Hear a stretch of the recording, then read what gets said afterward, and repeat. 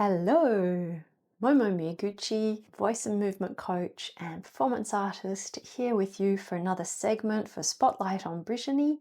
Today I want to share two things with you. I would like to share a spinal movement practice and also a song that I learned when I was a child that is related to this season. It's now the month of February, and in the Northern Hemisphere, the light is starting to come back. I like this period of the year because we have many different things to celebrate. So I don't know when you'll be listening to this, but on the 1st of February, we move into spring according to the Celtic calendar. It's called Imbolc.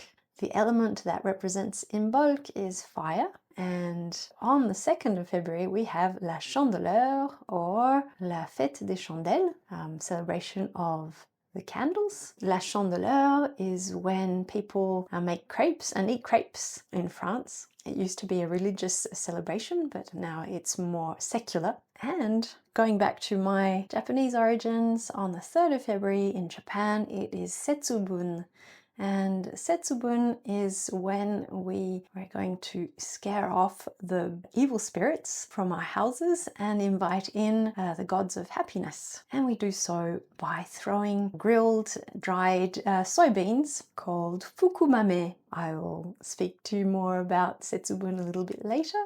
On the 17th of February, we are going to be celebrating the Chinese New Year as well. The Chinese New Year coming up will be the Year of the Horse, and the element associated with the Year of the Horse is fire. So it's the Year of the Fire Horse. And just for a bit of background history and information, in China and in Japan, traditionally it was actually bad luck for a woman to be born on the Year of the Horse. She would have a hard time finding a husband because she would be too strong of spirit. So luckily times have changed now, and I think that we don't have the same idea of this year and of strong-willed women.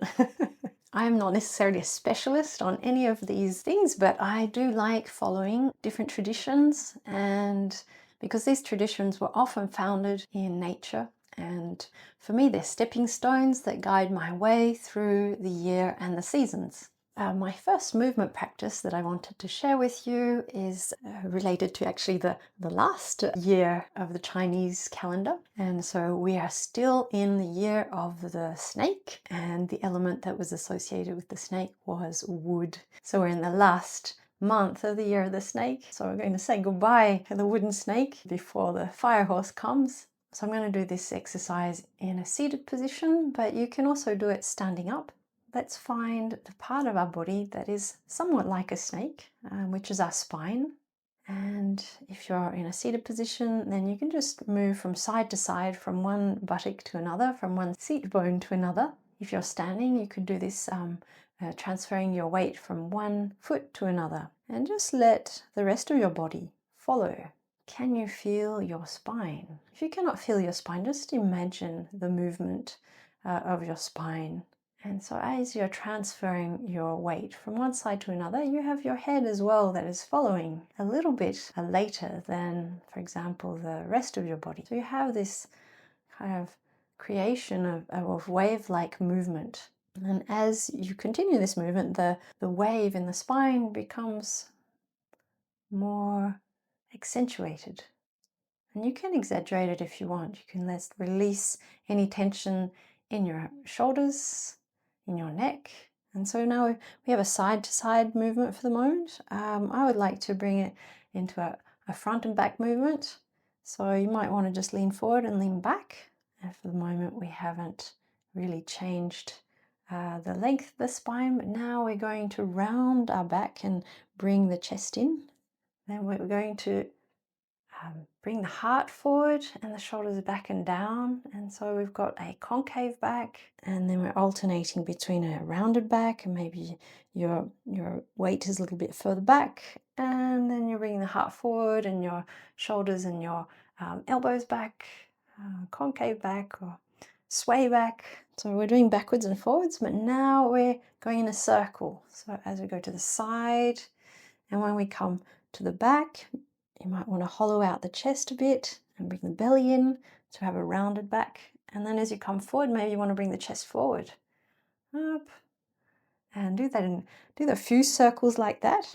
There's no right or wrong way to do it. It's how these instructions translate into your body movements.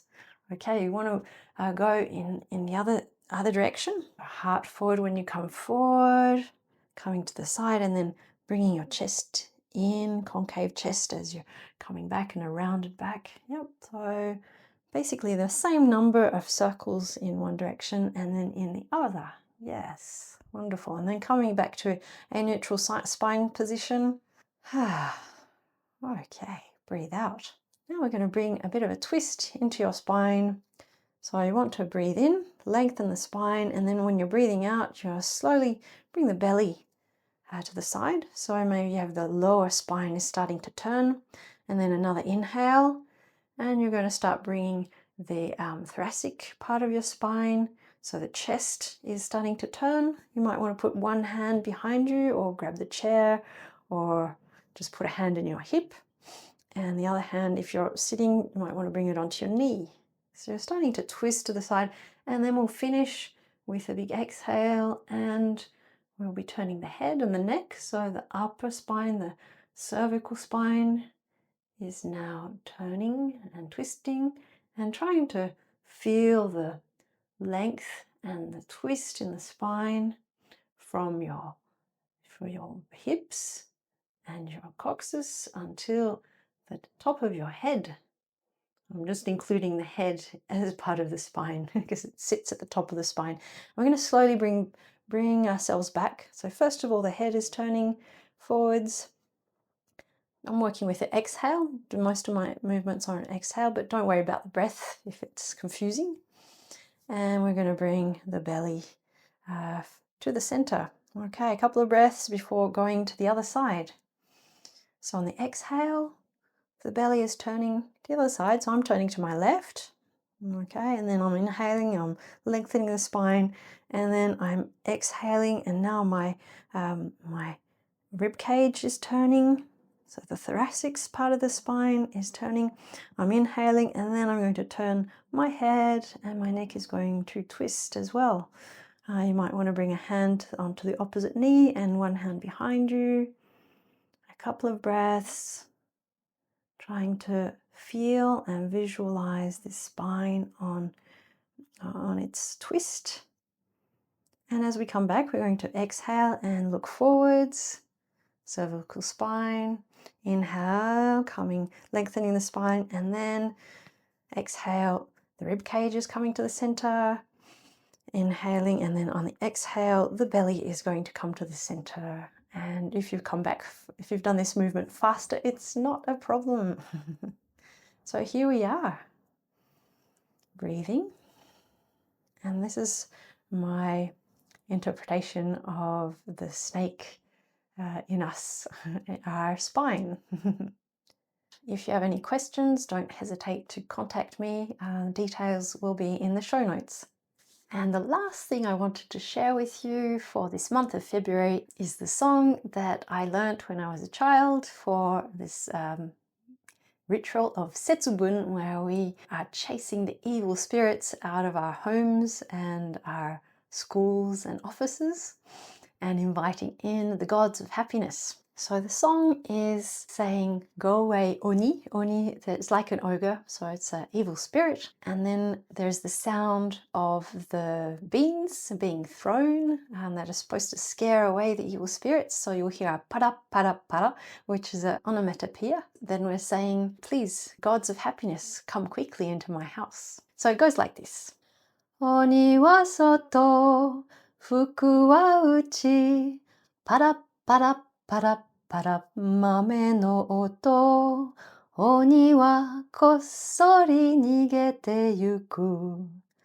Oni wa soto, fuku wa uchi, para para para para mame no oto, hayaku o hairi fuku no kami. So thank you very much for listening to this segment of Spotlight on Brittany. It was a pleasure to share these thoughts and movements and songs with you. I look forward to seeing you next month. Bye bye.